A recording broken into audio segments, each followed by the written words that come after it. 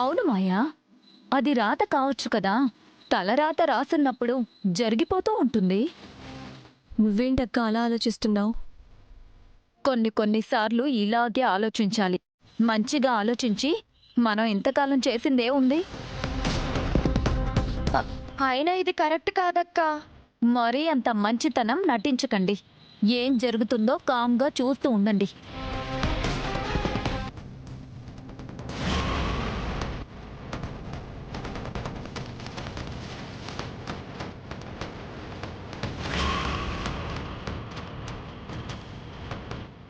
ఆ గుళ్ళో పూజారి గారు చెప్పినట్టు ఇలా జరగాలని రాసి పెట్టుందేమో.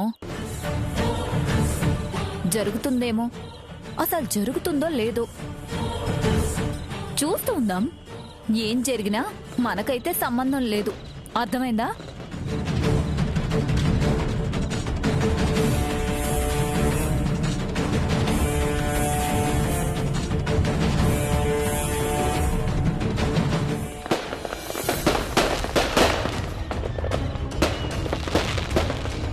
ఈ బాంబుల కంటే పెద్ద బాంబు ఏజీ దగ్గర మనం పేల్చబోతున్నాం. ఆ బాంబు పేల్చాక మన పరిస్థితి ఎలా ఉంటుందో. ఎలా ఉన్నా తప్పదు. లేదంటే మీ ఆవిడే మా ఆవిడే మన మీద యుద్ధాలు ప్రకటిస్తారు. అది నిజమే. కానీ ఏజే దగ్గర మనం మాట్లాడడం కంటే వాళ్ళతోనే మాట్లాడిస్తే సరిపోతుంది అనిపిస్తుంది. ఆ అవకాశం వాళ్ళకి ఇచ్చామంటే ఇక రేపటి నుంచి ఇచ్చే విలువ కూడా ఇవ్వరు. వద్దొద్దులే, వాళ్ళతో ఎక్కడ మాట్లాడతాం. ఈ కార్యక్రమాలన్నీ అయిపోయాక మనమే అడుగుతాం. ఆ తర్వాత ఏం జరిగితే అదే జరుగుతుంది.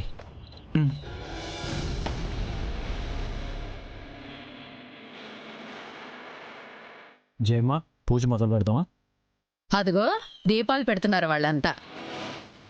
ఉండు, అయిందేమో పిలుస్తాను. నువ్వెందుకులే జయమ్మ, నేను పిలుస్తాను. బాను,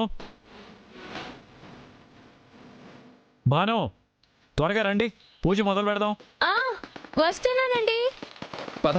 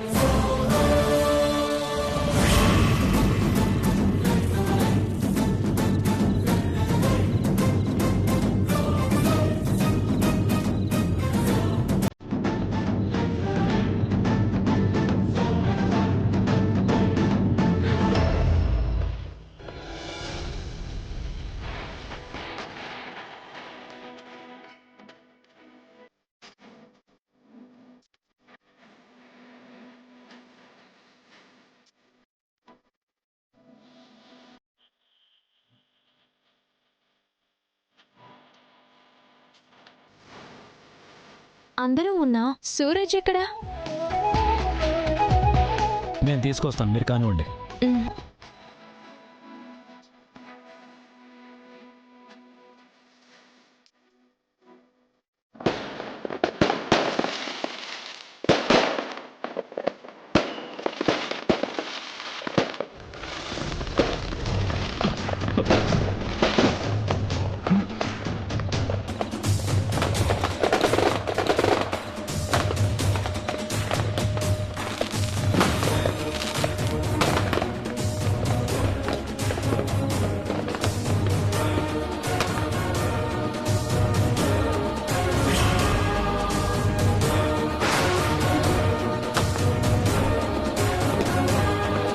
सूरज,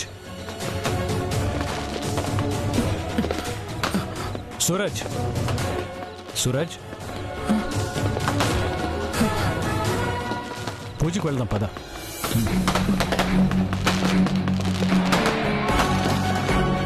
సూరజ్, పూజ చేయడానికి అందరూ నీకోసం వెయిటింగ్.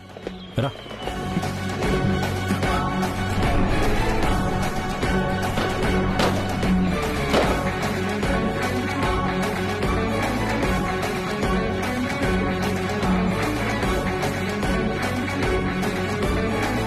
అందరూ వచ్చాక పూజ చేసి అందరం కలిసి భోంచేశాక కావాల్సినంతసేపు టపాసులు కాల్చుకోవచ్చు.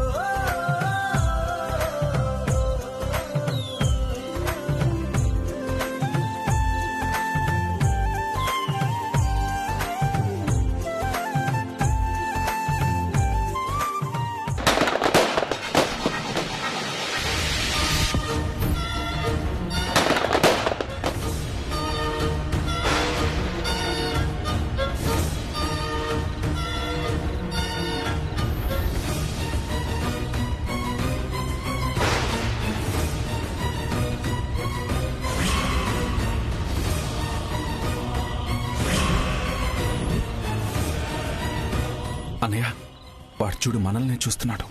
ప్రశాంతంగా దేవుడికి దండం పెట్టుకోకుండా ఏంట్రా ఇది? వాడి చూపేదో తేడాగా ఉందన్నయ్య.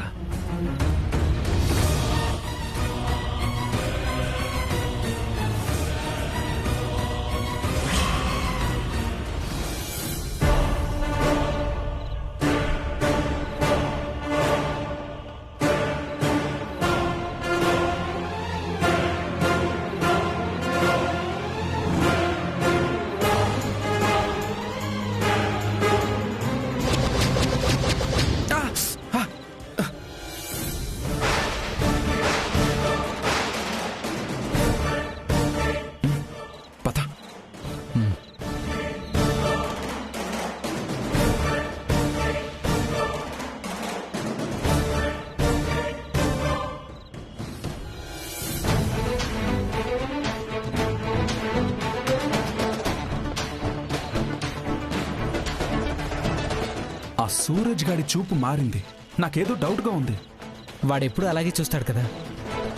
లేదు, మొదటి రోజు మనల్ని చూసిన చూపులకి ఇప్పుడు చూసిన చూపులకి చాలా తేడా ఉంది. అయితే ఏంటి? నాకెందుకో వారికి గతం గుర్తుకొచ్చిందేమో అనిపిస్తుంది. వచ్చిందంటావా? నాకైతే అలాగే అనిపిస్తుంది. అదే జరిగితే మనకి ఇబ్బంది కదా. మనకేం ఇబ్బంది? వాడికి మనకి ఏ సంబంధం లేదు. ఎన్ని సంవత్సరాలుగా బాధ్యత తీసుకున్నాడు కాబట్టి ఏజేదే తప్పవుతుంది. వారికి గతం గుర్తుకొచ్చిందంటే ఆ గతంలో ఉన్న అందరం బయటకు వస్తాం కదా. ఆ రోజు జరిగిన దాంట్లో మన తప్పేం లేదు. ఉన్నా ఉందని చెప్పం కదా. మరి ఏజేకి ప్రాబ్లం అవుతుందేమో. దగ్గర పెట్టుకున్నాడు కాబట్టి అవుతుంది. అలా అయితే మనకి ప్రాబ్లం ఉండదు కదా.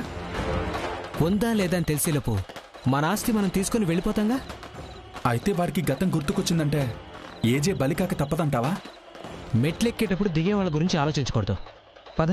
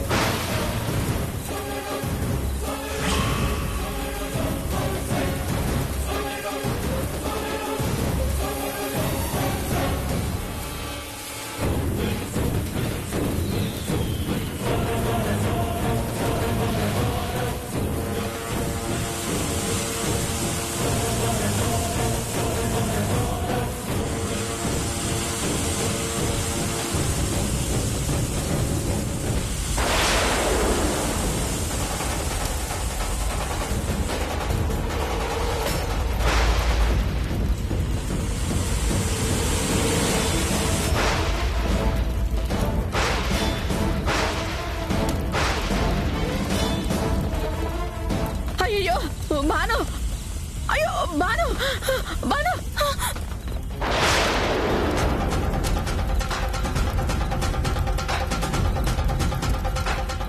ఏజే తొందరగా రా ఏజే తొందరగా రా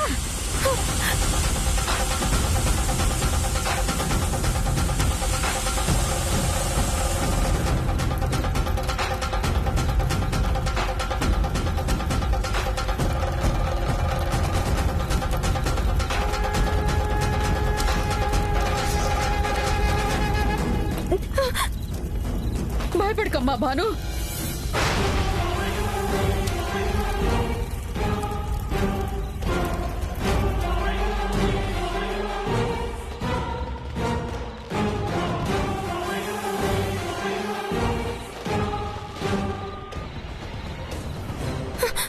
భాను భయపడకమ్మా ఆర్పేశాడు కదా భయపడకమ్మా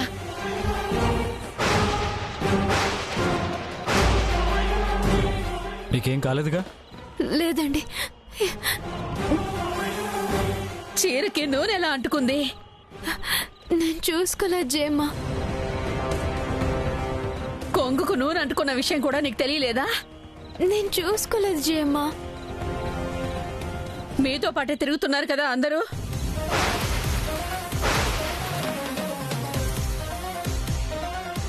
తన చీర కొంగుకు నూనె అంటుకున్న సంగతి మీకు కనిపించలేదా? ఇది మరీ బాగుంది. మా పనుల్లో మేమున్నాం, మమ్మల్ని ఏవైనా తనకి కాపలాగా పెట్టారా?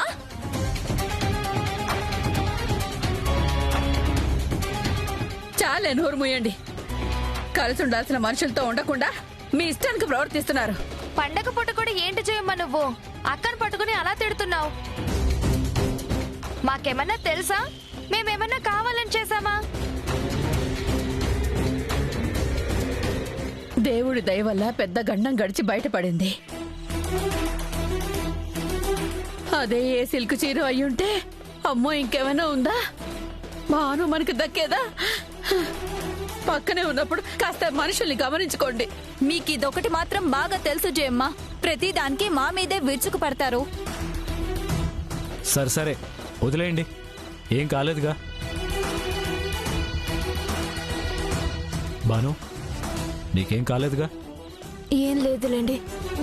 సరే టపాసులు కాల్చింది చాలు, వెళదాం పదండి. అవును సూరజ్ ఏడి? సూరజ్ ఇప్పటిదాకా ఇక్కడే ఉండాలి కదా.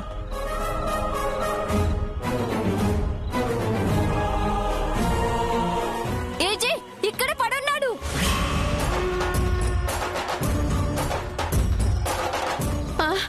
ఏమైంది సూరజ్? అయ్యో సూరజ్ సూరజ్ సూరజ్ సూరజ్ సూరజ్ సూరజ్ సూరజ్ సూరజ్ సూరజ్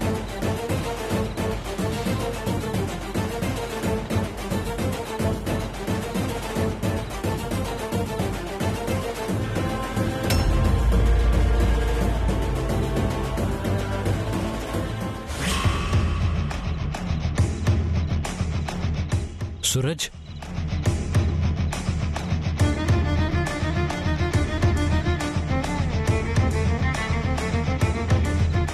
సూరజ్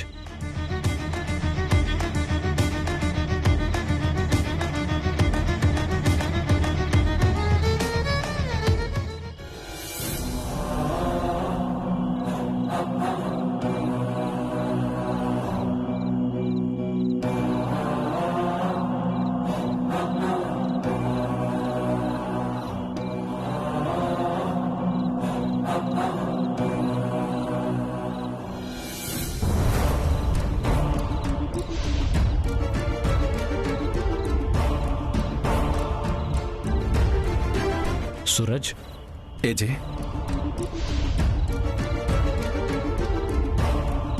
ఎలా ఉన్నారు అభినవ్ జాగర్లమూడి గారు?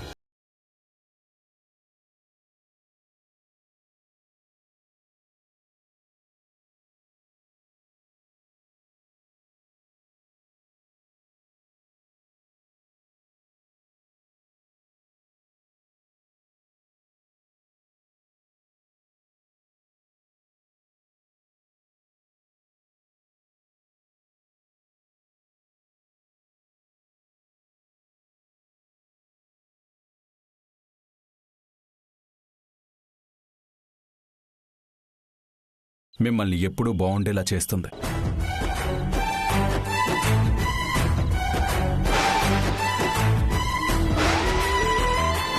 పది మందికి అన్నం పెట్టే చేతులు, నలుగురికి సాయం చేయాలి అన్న మంచి మనసు. మీరు బాగున్నారా అని అడగడం నాదే తప్పు.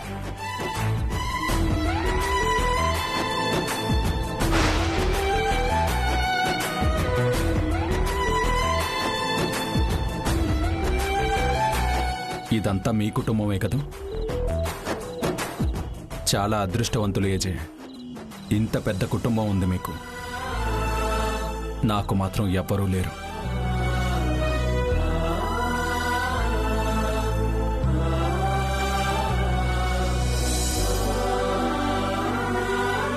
ఏంటందరూ అలా చూస్తున్నారు? మీరెవ్వరూ నాకు తెలియదు. ఇక్కడున్న వాళ్ళలో నాకు తెలిసింది నలుగురు.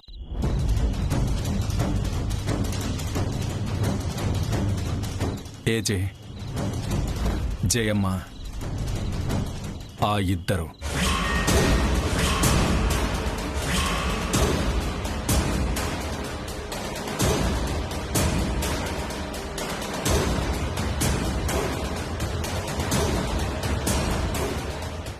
సూరజ్, నువ్వు మళ్ళీ మామూలు మనిషి కావడం నాకు చాలా ఆనందంగా ఉంది.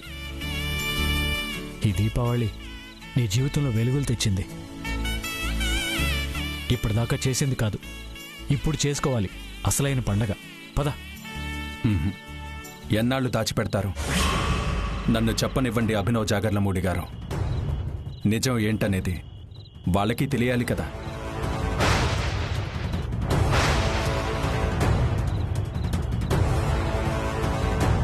సూరజ్, ఇప్పుడు అదంతా ఎందుకు?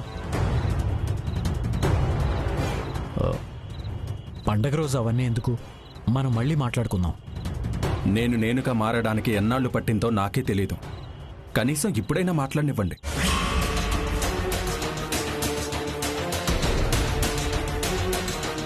నేనిన్ని రోజులు ఎక్కడున్నాను, ఏం చేశాను, ఎలా ఉన్నాను, ఏమీ నాకే గుర్తులేవు. నాకు గుర్తుంది అంతా నా గతం, నేను పోగొట్టుకున్న జీవితం. దానికి కారణమైన వాళ్ళిద్దరూ.